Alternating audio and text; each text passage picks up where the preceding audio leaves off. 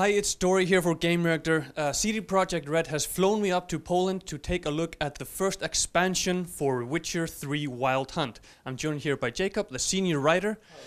Yes. Let's just start with, of course, what is the expansion and what are you trying to bring forth with it? Well, our expansion is a big chunk of a game in its own right. So we estimate that completing it takes about 10 hours, maybe even more. And it's a long story which spans several quests. And on top of that, there's new Gwent cards, new points of interest for you to explore, a few side missions, and so on. So there's a lot of extra content packed into this expansion. Okay, and I mean, there has been a lot of positivity. First, of course, the game itself has been a huge success, both critically and financially. And the internet has been ablaze with positivity on your post-launch support, giving out the free DLC. Now, of course, you're giving out something that you're charging for, so there must be a lot of pressure to really, deliver on content and quality. Well, we knew from the start that if we ever decide to charge people for DLCs, for extra content, it has to be something more than just, one mission or additional armor or skins for characters. That we're happy to give our players for free. It's what they paid for, actually. So even saying it's for free it's probably not perfectly right. So with our expansion, we decided to make an old school additional content. So in the days of yore, when you get an additional disc with a whole new adventure, a new place in the world, or a new set of missions, we aimed at something similar. And we are pretty certain that our fans and all people who buy the expansions won't feel cheated, that they will know what they paid for. There is a lot of stuff packed into this expansion. Now, of course, you're the senior story writer, and this expansion follows on from the main game. How does it actually tie in? Because, of course, you have a branching narrative here. You have a lot of choices. How does it tie in with the choices that you made in the previous game? And also, how will it work for people that are coming fresh to the game? Mm-hmm. So this is a story which is separate from the main storyline of The Witcher Wild Hunt. It takes place during the main campaign of The Witcher. So basically at a certain point in the game you can branch off and do the expansion. Or you can start the expansion as a standalone game. It is entirely possible. It does not require players to know the main plot of The Witcher 3, and there will be an introduction to the game as you start playing it.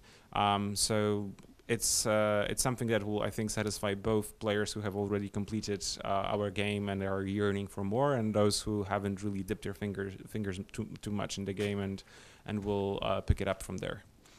And yeah, as I understood, I'm not quite sure if it was just for the demo that I played here today or if it's going to be at the release. You have the choice of either bringing in your progression from the game or starting fresh, and it'll just give you like a level 30 character with points that you can assign. So we'll actually keep that. So we thought that it would be best to make it as convenient as possible.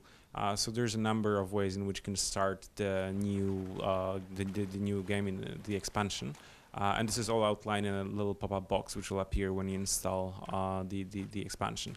So you can either just load your most recent save, and if your character is leveled enough, you can proceed to the place where you pick up the quest for the expansions. Or you can start a new game with a predetermined character, a leveled character, and you can dive right into the story. So even though it was a bit of extra work for us to make sure it works, we just wanted to make sure that you can enjoy it, irrespectively of whether you've completed the game, have the recent save or not. Can you give us like a starting point? What is kind of the story that people are going to be dropping into? Of course, without getting into spoiler territory, but like when you start the expansion, where are you and what's your motive? So I'd say that Geralt becomes involved in a very difficult and complicated story. So he finds himself in a tight spot, and he meets a man, or he sees again a man he met in White Orchard in the beginning of the story, who helped him seemingly out of kindness, but now he wants Geralt to do something for him.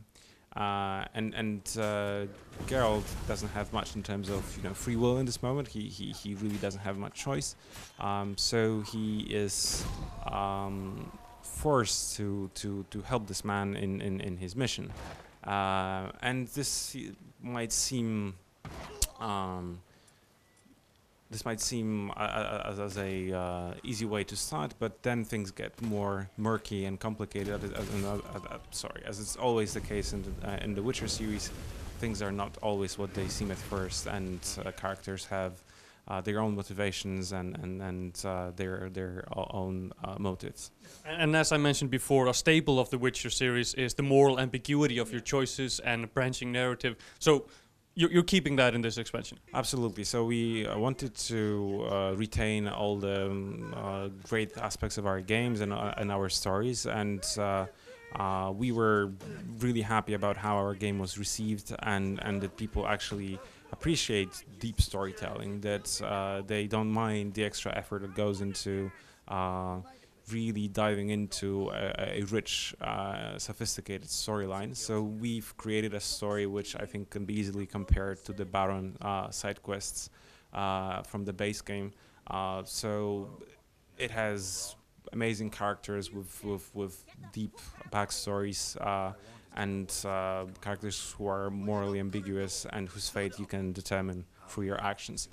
So I think players who played The Witcher 3 and liked it will absolutely love the expansion.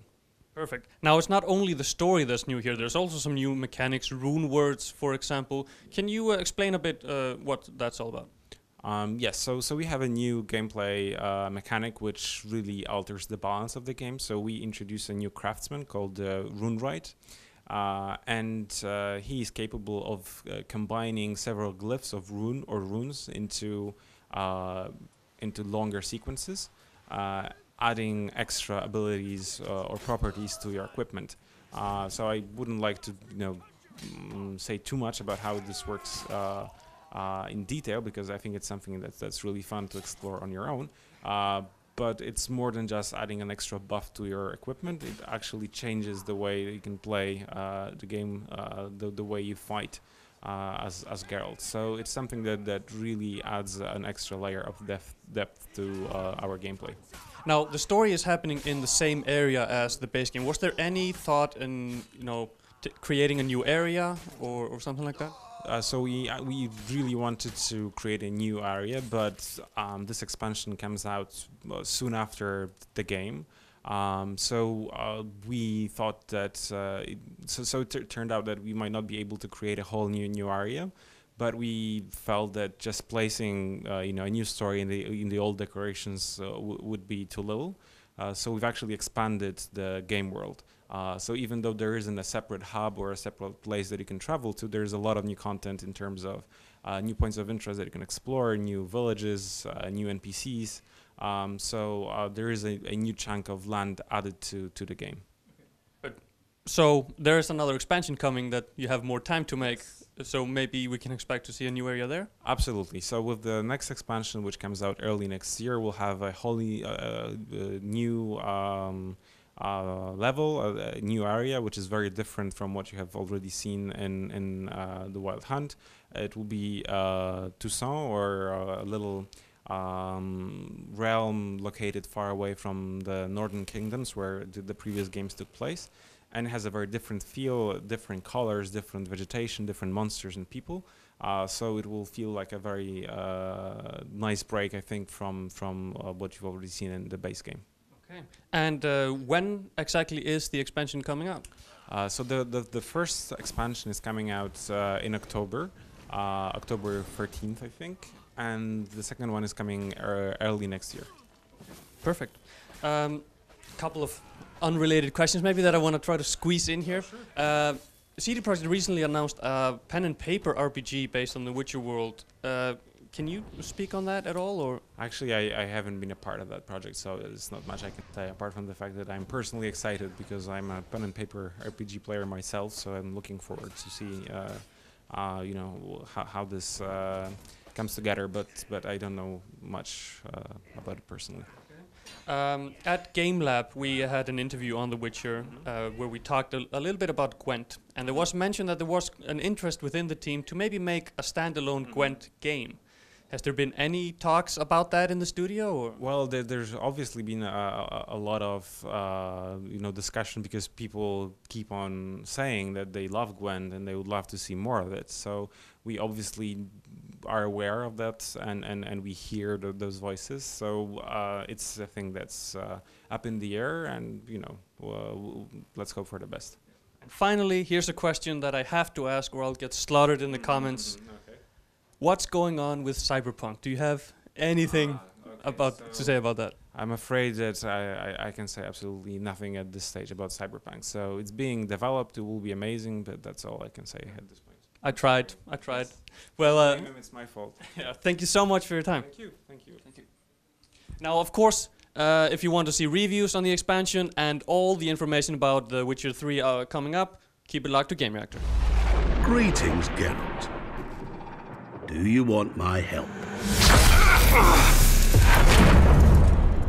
It's a deal.